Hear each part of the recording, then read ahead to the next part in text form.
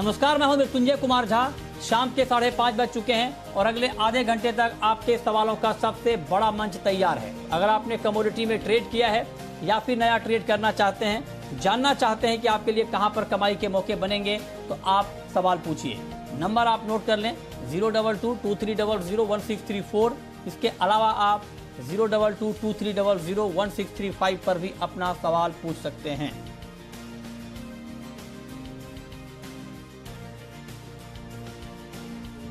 चलिए, हमारे साथ आज मेहमानों का एक बड़ा पैनल है। हमारे साथ हैं रविंद्र राव कोटक सिक्योरिटीज के, अनुज गुप्ता हैं IIFL सिक्योरिटीज के, और जिगर धर्मशी हैं मोतीलाल ओसवाल के, बीबी मेहता हैं CKED। आप सभी का बहुत बहुत स्वागत है।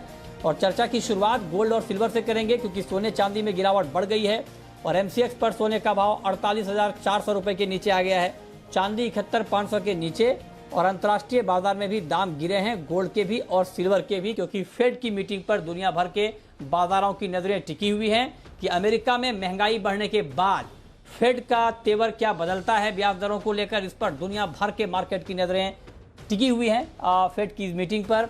तो रविंद्र जी, आप बताएं कि क्या आज शाम के कारोबार में हम कुछ और गिरावट देखेंगे गोल्ड में, या जितनी गिरावट आनी थी वो आ चुकी है, अब मार्केट यहां से रिकवर होगा? Good evening Mrityunjay. मेरे हिसाब से और थोड़ा सा एक फॉल आ सकता है। इंटरनेशनल लेवल से अगर देखें तो 1845-1850 तक का एक स्ट्रॉन्ग सपोर्ट है, तो वहां तक की पॉसिबिलिटी है। और MCX की अगर बात करें तो 48,000 से लेके 47,800 तक की एक पॉसिबिलिटी है। लेकिन इन्हीं लेवल्स पर गोल्ड को सपोर्ट लेना चाहिए। फॉल थोड़ा सा एग्जैजरेट हुआ है क्योंकि फेड की मीटिंग अभी भी 2 दिन बाद है। डॉलर इंडेक्स में थोड़ी बहुत रिकवरी आई है, लेकिन अगर यील्ड्स देखें तो यील्ड्स में अभी भी it is below 1.50 US 10 year bond yields.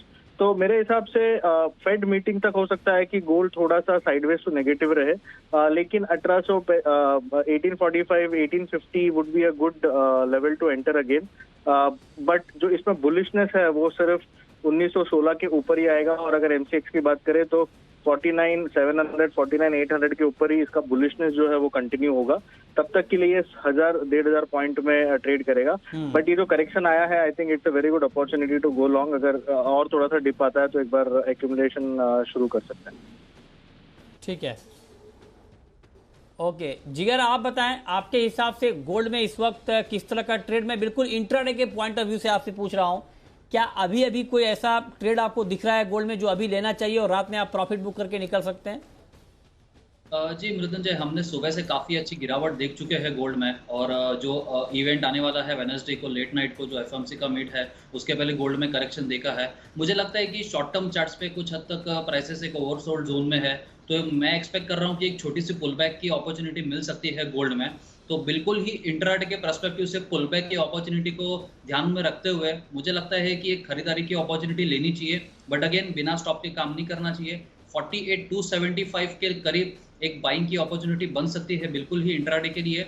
48,100 का स्टॉपलेस लगाना होगा और 48,550 तक का हम शॉर्ट कवरिंग का मूव गोल्ड में आता हुआ देख सकते हैं आज शाम के लिए। बट यस, जो FOMC का जो मीट है उसके ऊपर मार्केट की काफ़ी नज़र रहेगी। तो ओवरऑल जो गोल्ड का मोमेंटम रहेगा या 2 या 3 दिन, जब तक ये फेड का आउटकम नहीं आता है, तब तक मुझे लगता है कि एक ब्रॉडर रेंज में ट्रेड करता हुआ दिखेगा। निचले स्तरों पे देखें तो 4800 या 47,900 का लेवल्स रहेगा और अपसाइड में 48,750। ये एक ब्रॉडर रेंज रहेंगी गोल्ड के लिए। ओके, ठीक है। अनुज जी, आप बताएं कि पोजिशनल ट्रेडर को इस भाव पर गोल्ड में क्या करना चाहिए? और जब मैं पोजिशनल ट्रेड की बात कर रहा हूं, तो जब हम पोजिशनल ट्रेड कोई लेगा तो उसमें फिर फेड का फैसला भी तब तक आ चुका होगा, तो उसको ध्यान में रख, मतलब बयान भी फेड का आ चुका होगा, तो उसको ध्यान में रखते हुए किस तरह का ट्रेड आप रिकमेंड करेंगे पोजिशनल ट्रेडर को? मृत्युंजय जी, गुड इवनिंग। देखिए, इन्फ्लेशन एक बहुत बड़ा चैप्टर है जो कि मुझे लगता नहीं है कि जल्दी से सॉल्व होगा। हालांकि फेड का जो डिसीजन है वो आ जाएगा, बट उसके बावजूद भी मुझे लगता है कि इन्फ्लेशन की वजह से गोल्ड को कहीं ना कहीं सपोर्ट मिलता हुआ दिखाई देगा। हालांकि अगर हम देखें तो करंटली $1852 के आसपास गोल्ड चल रहा है, जो कि मुझे लगता है कि थोड़ा सा अभी ओवर हीटेड है। और जिस तरीके से डॉलर ने रिबाउंड लिया है लोअर लेवल से, वो भी कुछ और यहाँ पर सस्टेन कर सकता है। तो पोजिशनल के लिए मुझे लगता है कि जो ये डिप आ रहा है ये काफ़ी अच्छा मौका रहेगा। हालांकि मुझे लगता है कि थोड़ा वेट एंड वॉच करना चाहिए। नीचे अगर हम देखें तो करीबन 47,500 47,800 मीन्स करीबन $1,820 के आसपास के लेवल्स मिले तो खरीदारी करना चाहिए। हमारा जो टारगेट है 53,000 से लेकर 55,000 तक, वो अगर हम पोजिशनल देखें करीबन अगले 6 महीनों में, वो अभी भी इंटैक्ट है। तो जो भी टिप मिलता है वो एक अच्छा मौका होगा खरीदारी करने के लिए। थोड़ा सा वेट एंड वॉच करें। ये एक छोटा सा करेक्शन है जिसको हम बोल सकते हैं कि एक शॉर्ट टर्म करेक्शन या फिर एक महज एक करेक्शन है। तो इसमें थोड़ा वेट एंड वॉच करें, आपको नीचे का लेवल खरीदारी करने के लिए जरूर मिलेगा। अच्छा, तो आप करें कि थोड़ा सा वेट कर लें तो आपको थोड़ा और नीचे का भाव मिलेगा बाइंग का।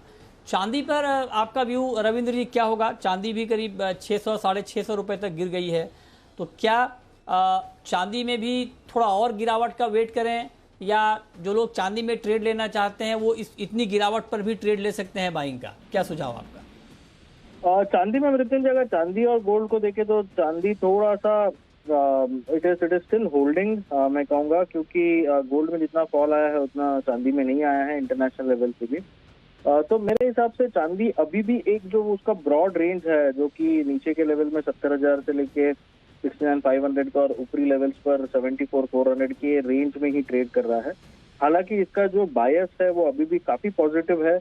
मेरे हिसाब से जब तक कि ये से 68,500 के नीचे क्लोजिंग नहीं आता चांदी में, मेरे हिसाब से चांदी में बायस अभी भी इंटैक्ट है अपसाइड का। तो जैसे मैंने बताया कि गोल्ड में थोड़ा बहुत और करेक्शन आ सकता है, वैसे सिल्वर में पॉसिबिलिटी है कि ये 70,000 के करीब एक बार टेस्ट कर सकता है 70,000 से 69,500 के आसपास। आई थिंक वो एक अच्छा बाइंग लेवल होगा। बट अगेन मैं ये फिर से कहूंगा कि फेड का मीटिंग बहुत इंपॉर्टेंट है। मेरा एडवाइस ये रहेगा कि फेड के मीटिंग तक थोड़ा साइडवेज रहेंगे तो बेटर है। बट अगर फिर भी किसी को अगर बाई करना है तो I think 70,000 69,500 would be a good level to go long. 68,000 के आसपास एक स्टॉप लॉस मेंटेन कर सकते हैं, और ऊपर में हम फिर से एक बार 73 74 का लेवल देख सकते हैं। और इसमें जो ब्रेकआउट है वो सिर्फ 74,400 के ऊपर ही आएगा, उसके ऊपर 78,000 का लेवल हमें चांदी दिखा सकता है। तो आई थिंक अभी भी बुलिश, थोड़ा सा मोमेंटम थोड़ा सा बुलिश है। ओके, ठीक है, तो मोमेंटम बुलिश है। और अब चूंकि हम यूएस फेड की मीटिंग की बात कर रहे हैं, महंगाई के बढ़ते आंकड़ों के बीच ये मीटिंग होगी, तो जब हम अमेरिका की महंगाई की बात कर रहे हैं तो इस बीच भारत में भी महंगाई के आंकड़े आ गए हैं। और जो कंज्यूमर प्राइस इंडेक्स यानी जो रिटेल महंगाई दर है मई के महीने में वो बढ़ी है। ये महंगाई को लेकर ताज़ा अपडेट हम आपको बता रहे हैं। 4.23% से बढ़कर 6.3% पर महंगाई दर के आंकड़े पहुंचे हैं। मंथ ऑन मंथ बेसिस के आधार पर मई महीने का ये आंकड़ा है महंगाई का। तो अमेरिका में भी महंगाई बढ़ी है, वहाँ तो 15 महीने की ऊंचाई पर, और यहाँ पर भी आप देखिए कि महंगाई के आंकड़े बढ़कर आए हैं। और इस बात की संभावना भी थी, क्योंकि जिस तरह से तेलों के दाम बढ़े और बाकी चीज़ों के दाम बढ़े, उसमें ये लग रहा था कि महंगाई के आंकड़े बढ़कर आएंगे। और इनफैक्ट देखिए बढ़ के आए भी हैं। 6.30% महंगाई ये मई महीने का महंगाई का आंकड़ा है, रिटेल महंगाई का। ठीक है, चलिए, तो ये तो बात हो गई गोल्ड और सिल्वर की। बहुत शुक्रिया रविंद्र जी आपका हमारे साथ जुड़ने के लिए। फटाफट आप बता दें अनुज जी कि आज इंट्राडे ट्रेडर को 71,273 के भाव पर चांदी में क्या करना चाहिए, बाइंग या सेलिंग? और देखिए सेलिंग ही सजेस्टेड रहेगी। 71,300 के आसपास मार्केट चल रहा है, तो करंट रेट से 71,500 तक 100-150 रुपये का वेट करें। बाउंस जरा सा आए तो वहाँ बिकवाली करें। हमें लगता है कि नीचे करीबन 70,500 तक के लेवल देखने को मिल सकते हैं, और इंटरनेशनल मार्केट में एक्सपेक्टेड है कि $27 तक के लेवल यहाँ पर आ सकते हैं। 71,000 का एक छोटा सा एक सपोर्ट लेवल है, अगर वो ब्रेक होता है तो एक अच्छा गिरावट देखने को मिलेगी। तो मुझे लगता है कि गोल्ड सिल्वर में सेलिंग साइड की स्ट्रेटेजी इंट्राडे के लिए बनाई जा सकती है। ठीक है, चलिए, तो ये बात हो गई गोल्ड और सिल्वर की। लेकिन आगे बढ़ते हैं और अब हम बात करते हैं खाने के तेल की। और खाने के तेल के दाम बहुत गिरे हैं। हफ्ते भर में क्रूड पाम तेल 11%, सोया तेल 11%, सरसों 8% और सोयाबीन 6% तक गिरे हैं। और इस बीच सी ने एक डेटा भी जारी किया है जिसमें यह है कि तेलों का इंपोर्ट बढ़ा है। मई में जो वनस्पति तेल का इंपोर्ट है वो 68% बढ़ गया है। हमारे साथ बातचीत करने के लिए सी के ईडी डॉक्टर बीबी मेहता इस वक्त जुड़ रहे हैं। मेहता जी, बहुत बहुत स्वागत है आपका सर। और आपको बधाई, आपने ऐसा क्या कर दिया सर कि तेलों के दाम हफ्ते भर में ही 10% गिर गए? आज पहली दफा पूछ रहा है कि भाव कितने बढ़ा रहे आप, पहली दफा उल्टा पूछ रहा है। नहीं तो हर दफा आपका पहला क्वेश्चन ये आता था कि उल्टा हो गया ना सर, उल्टा पूछ रहा हूँ। आज पहली दफा तो आप यही चाहते थे ना कि भाव नीचे जाना चाहिए। और पहले भी हम बोल रहे थे कि जून महीने से मार्केट स्लो डाउन होगा, मार्केट विल गो डाउन। और इतनी एक्सपेक्ट नहीं की थी कि इतनी फास्ट नीचे गिर सकती है। जो एक हफ्ते में कम से एक कल और आज में $105 सीपीओ में निकल गए, $80 सोयाबीन में निकले, $40 सनफ्लावर में निकले। काफी नीचे गिरा है, तो उसके वजह से थोड़ा कंज्यूमर को भी ये रिलीफ पहुंचेगी। और यहाँ भी भाव गिरे हैं, ये जो रेपसीड के जो दाम है वो भी कम से कम 4,000 रुपये नीचे चले गए, तो वो भी एक अच्छी सिग्नल है कि जो ज्यादा ऊपर चढ़े थे। और लोकल में भी आरबीडी पाम ऑयल लेना 4,000 रुपया, और सोयाबीन का तो 9,000 रुपये कट के हो गए, तो काफी आज दाम गिरे हैं। एक अच्छी निशानी है, पर इतना डाउनफॉल सडन होता है तो कभी कभी ट्रेडर को ये तो तकलीफ देता है।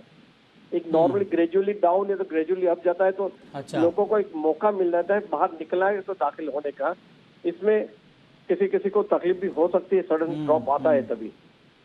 अच्छा, बात रही आपने इंपोर्ट की। इंपोर्ट मई महीने में इसके लिए बढ़ा है। लास्ट ईयर मई की कंपेयर में, लास्ट ईयर मई में तो 100% लॉकडाउन था, कुछ सारे बंद था, तो ये साल तो लॉकडाउन है मगर सारे एक्टिविटी चल रही है। और अगले पहले 2 महीने में भी इंपोर्ट कम होता है, इसके लिए थोड़ा जो लगा है। पर एक चीज आपने देखी होगी, सबसे ज्यादा आया है palm oil, crude palm oil, क्योंकि दोनों पे स्प्रेड है, क्रूड पाम ऑयल और का स्प्रेड इतना $250 से ज्यादा था, तो नेचुरली पाम वॉज प्रिफर्ड, इसके लिए पाम सबसे ज्यादा आया है। और पहली दफा मैं ये भी देख रहा हूँ कि नॉर्मली हमारे यहाँ इंडोनेशिया से ज्यादा पाम ऑयल आता था सीपीओ, अभी मलेशिया से आने लगा है, वो भी एक फर्क दिख रहा है। अच्छा, हाँ जी। अच्छा, और ओवरऑल ग्रोथ देखे एक बात और मेहता जी, आपने बहुत डिटेल में बताया कि दाम क्यों गिरे हैं, इंपोर्ट क्यों बढ़ा है। मैं आपसे एक बात और पूछना चाहता हूँ सर, ये आपने बहुत डिटेल में बताया, तो सर रिटेल में इसका असर आने में कितना वक्त लगेगा? ये जो होलसेल में अभी दाम गिरे हैं, जो हम देख रहे हैं, जो आपने बताया, इसका सर रिटेल में जो मैं खरीदने जब जा रहा हूँ तेल, तो मुझे कब सस्ते भाव पर मिलेगा? एक हफ्ता रुक जाइए सर, जितना जल्दबाजी मत कीजिए, रिटेल में थोड़ा टाइम लगता है। रिटेल में पर डेफिनेटली इतने भाव गिरे हैं तो उसका इम्पैक्ट आएगा। वही पूछ रहा हूँ कितना टाइम लगेगा? जब भी गिरता है तो हफ्ता 10 दिन लगता है वो सब।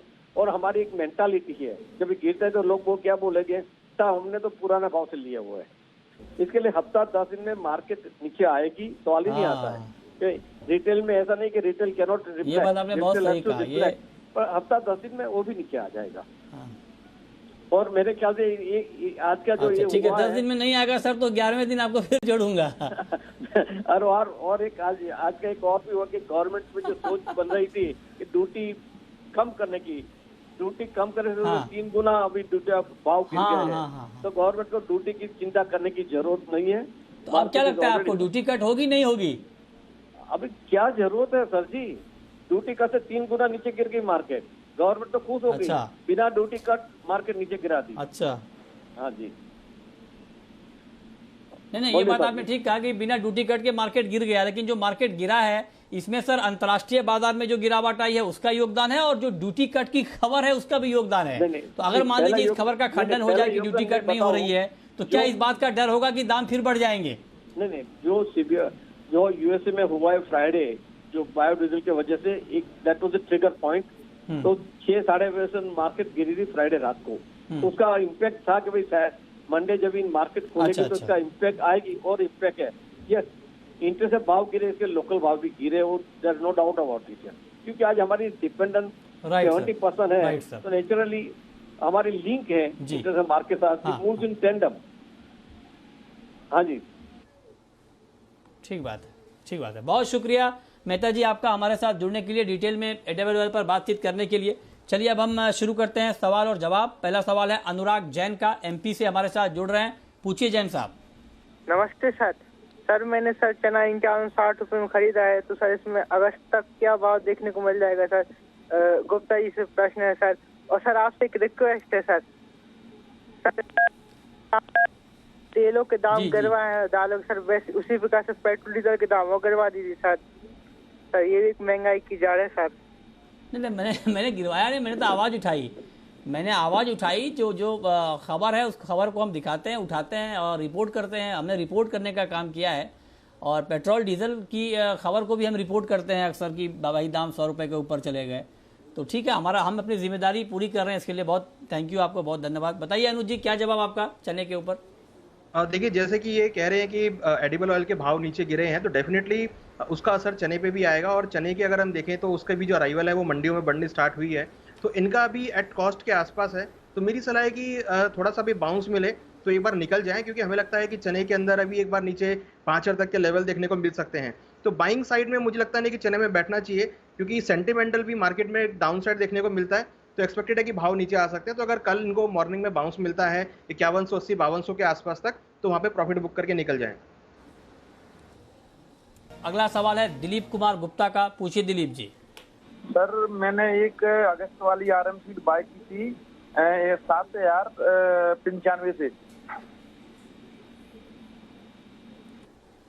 ओह, 7,095 पे आपने मस्टर्ड बाई किया था। अच्छा, हाँ, सवाल तो आपका बहुत ठीक है। बहुत सारे लोगों ने 7,000 के ऊपर भी बाइंग की है, क्योंकि उनको लगता था कि दाम और बढ़ जाएंगे, लेकिन दाम गिर गए।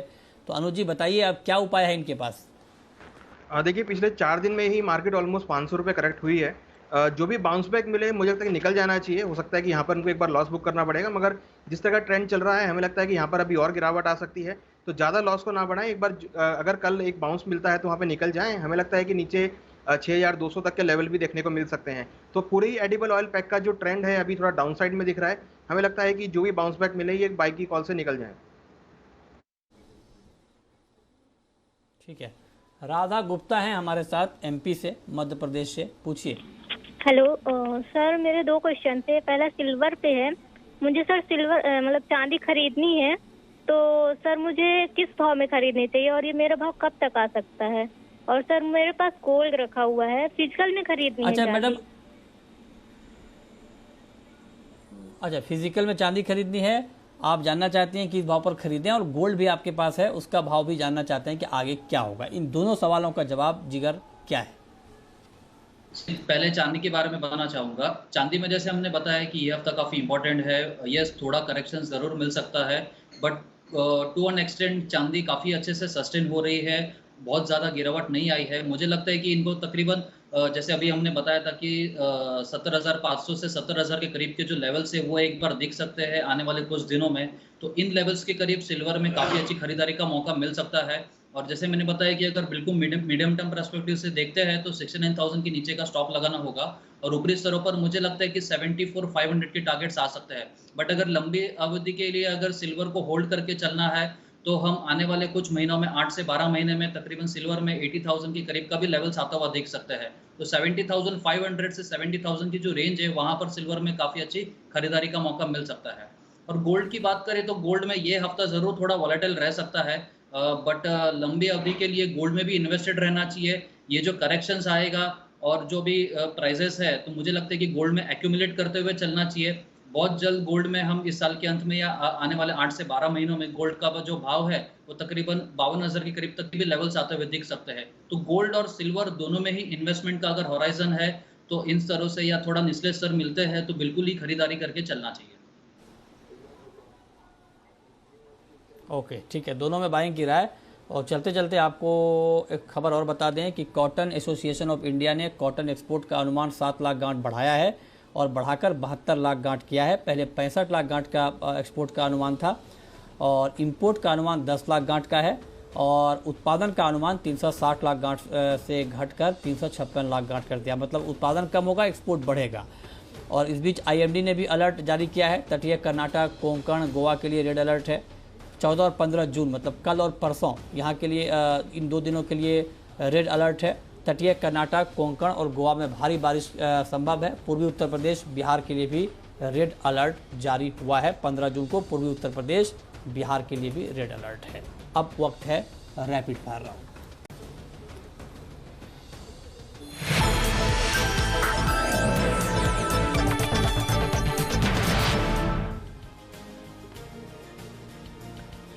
अनुज जी, आपकी पहली कॉल। हमारी कॉल गोल्ड में रहेगी बिकवाली की। गोल्ड में करंट रेट से बिकवाली कर सकते हैं। नीचे टारगेट 48,000 148,000 तक देखने को मिल सकता है। आपकी कॉल। मुझे लगता है कि क्रूड में हल्की सी गिरावट आती है तो वहां पर खरीदारी करना सही रहेगा। 5180 पे खरीदारी करें, 5140 का स्टॉप लगाना होगा, और 5270 से 5300 तक के टारगेट्स आते हुए दिख सकते हैं क्रूड में। आपकी आखिरी कॉल अनुज जी। हमारी कॉल कॉपर में रहेगी। कॉपर में बिकवाली करके चलें। टारगेट नीचे करीबन 740 रुपये तक देखने को मिल सकता है। चलिए, बहुत शुक्रिया अनुज जी आपका और जिगर जी आपका हमारे साथ जुड़ने के लिए, बताने के लिए कहां पर कमाई के मौके बनेंगे।